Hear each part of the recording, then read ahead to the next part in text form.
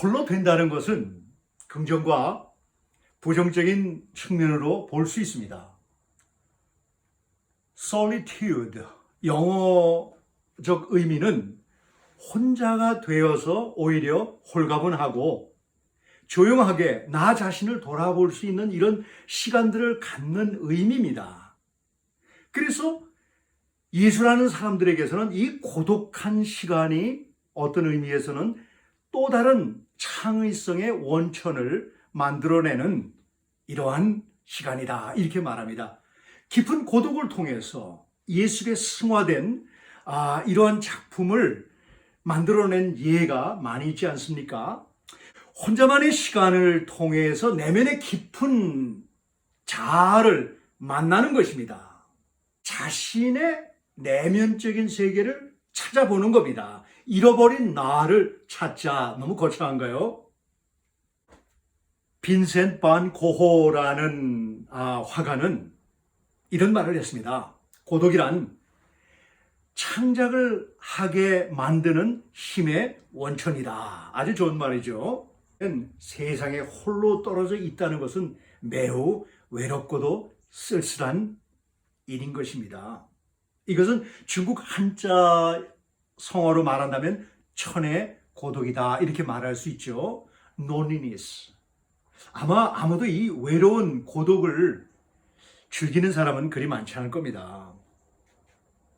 그래서 어떤 학자는 이 고독이야말로, 외로움이야말로 사람의 영혼을 갉아먹는 그런 벌레 같은 존재다, 이렇게 말을 했습니다.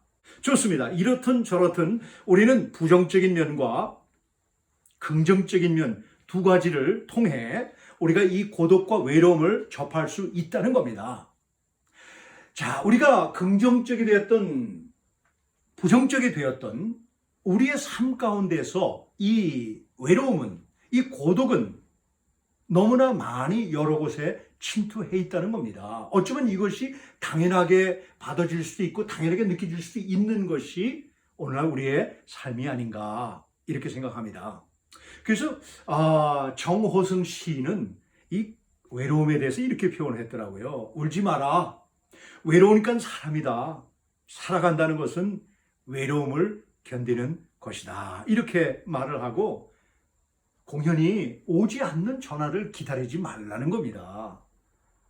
참 의미 있는, 뭔가 이렇게 공감되어지지 않습니까? 자, 좋습니다. 고독과 외로움, 긍정이든 부정이든 그 원인을 알면은 우리는 대처할 수도 있지 않을까요? 이런 그 외로움, 이런 고독한 것을 우리는 해결할 수 있다면은, 또 그것을 통해서 오히려 우리 삶에 유익하다면은 아마 이 외로움도 고독도 어쩌면 우리에게 필요한 인생의 양분이 될 수 있다 생각합니다. 자, 우리는 두 가지 측면으로, 하나는 외면적인 측면, 사회적인 현상과 내면적, 정신적 이런 현상들 두 가지로 볼 수 있습니다. 오늘날 사회가 얼마나 개인주의로 쳐닫고 있습니까? 이 개인주의가 팽배한 사회 가운데서는 극도로 외로움을 느끼는 사람들이 많다고 합니다. 그래서 그 중에 예전에는 이런 말이 없었지만 혼밥, 혼술, 혹은 혼자 여행을 떠나는 사람들, 이런 말이 언제부턴가 우리에게 익숙해진 용어가 아닌가 생각합니다. 또 번화가의 식당이나 술집에는 오히려 이렇게 외로운 사람들, 고독한 사람들, 또 혼밥족, 혼술족, 이런 사람들을 위해서 그들을 배려하는 상술이 많이 적용된다고 합니다. 그래서 혼자 와서 밥을 먹던 술을 마시던 그것이 별로 그렇게 다른 사람들 눈에 이상하지도 않고 이상하게 생각하지도 않는다는 겁니다. 뿐만 아니라 이것은 우리의 그 생활 주변 골목과 식당에서도 아침에 해장국에 소주를 마시고 계산하고 가는 사람들을 우리는 쉽게 볼 수 있지 않습니까?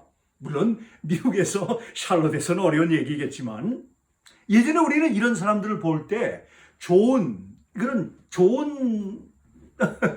의미로 보지 않았습니다. 아니, 저 사람은 얼마나 바쁘길래, 혹은 아마 저 사람은 분명히 무슨 문제가 있는 사람이야. 이렇게 생각할 수도 있었습니다. 그런데 요즘은 너무 그런 사람들이 많아졌기 때문에 아주 자연스럽게 혹은 나도 그렇게 할 수 있다는 겁니다.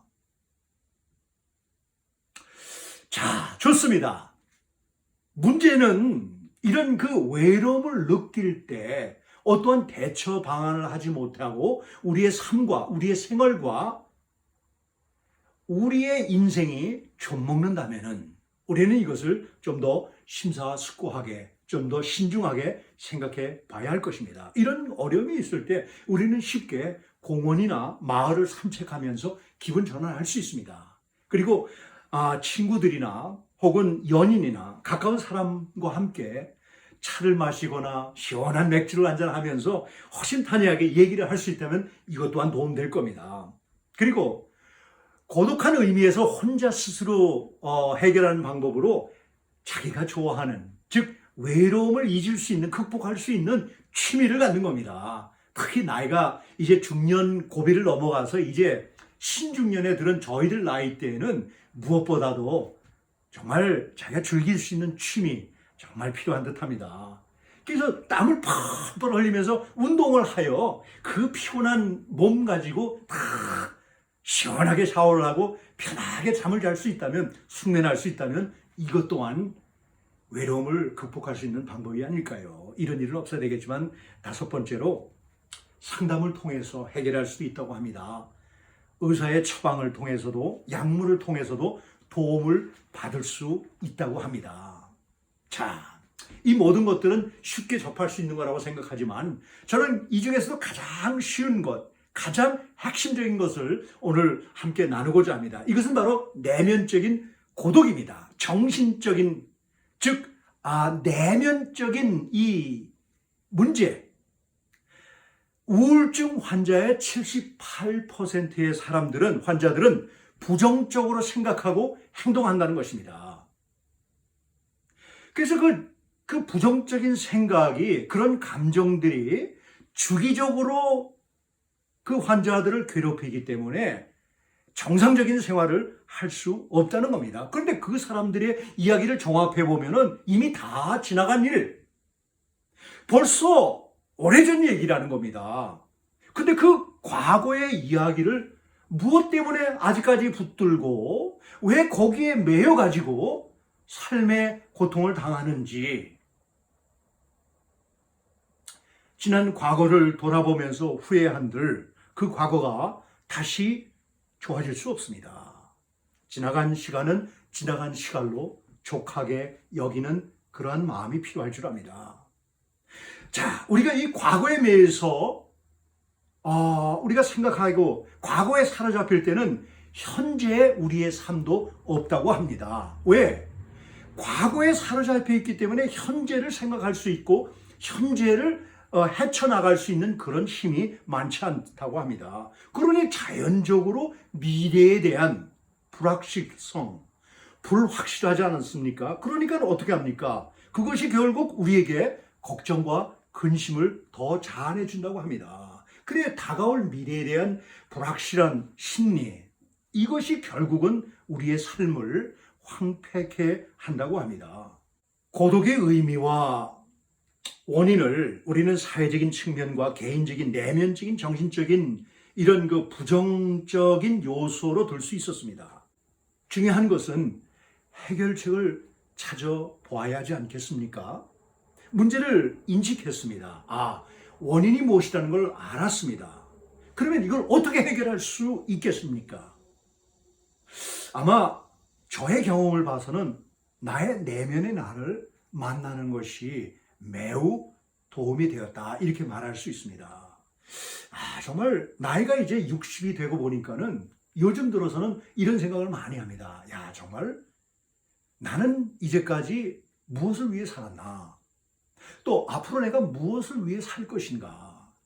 정말 내가 좋아하는 게 뭐지? 내가 정말 원하는 삶은 무엇일까?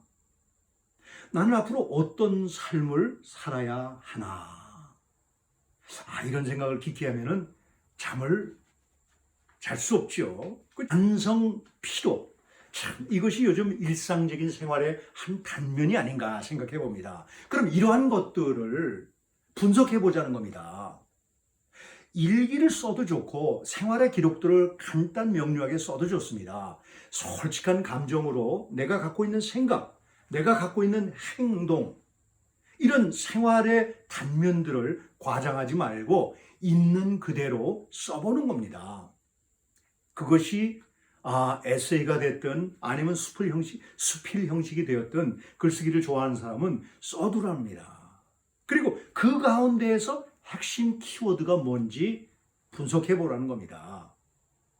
그래서 그것들을 다 이렇게 해서 종합되어 있는 것들을 객관적으로 합리적으로 판단해 보라는 겁니다. 내가 나를 점검해 보는 겁니다. 원인 분석을 통해서 유용성을 타진해 보는 겁니다. 그리고 나서 대안적 방안을 통해 새로운 가치관을 만들게 되면은 우리는 이 외로움에서 쓸쓸한 감정에서 피해자가 아니라 오히려 이것이 인생의 양분이 되어서 유익한 삶을 살 수 있다는 겁니다. 어렵지만 힘들지만 하면은 할 수 있다는 겁니다. 이 부정적인 사고를 긍정적인 말과 행동으로 조금씩 바꿔 나갈 때 남은 인생이 바뀐다는 겁니다. 자, 이것을 이제는 결론적으로 우리는 이런 것들의 즉 내면의 대화법을 통해서 우리는 극복할 수 있다는 겁니다. 무슨 말이냐면은 혼자 내가 늘 평상시에 하는 말들을 통해서 그 언어들을 조금 바꾸는 겁니다. 늘 내 스스로가 나를 쉽게 생각하고 너무 함부로 말을 했다면 이젠 그러지 말고 나에게 나를 위로하면서 격려하면서 또 칭찬하면서 가능성을 복두두라는 얘기입니다. 할 수 있어. 노력하면 충분히 가능해. 아니 세상 누구도 처음부터 이렇게 잘한 사람은 아무도 없어.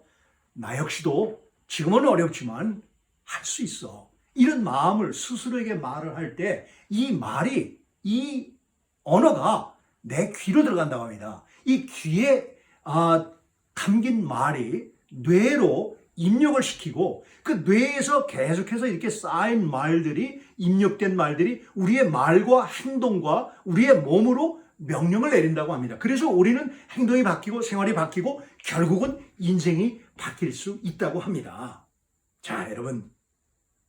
많은 이야기를 했지만 딱 한 가지 결론적인 이야기는 외로움은 자신에게 고립감을 통해서 부정적이고 오히려 우리 삶을 해칠 수 있습니다. 그러나 긍정적인 차원으로 고독한 마음, 즉 고독한 시간은 자신의 성찰에 좋은 기회가 될 수 있다는 겁니다. 자, 오늘 짧은 시간이지만 우리가 한번 우리 자신을 돌아보면서 우리 자신이 고독에 친숙해지고 외로움 가운데에서 나 자신을 좀 더 개발할 수 있는 이러한 생활의 하루하루 되어진다면 참으로 유익할 줄 압니다. 감사합니다.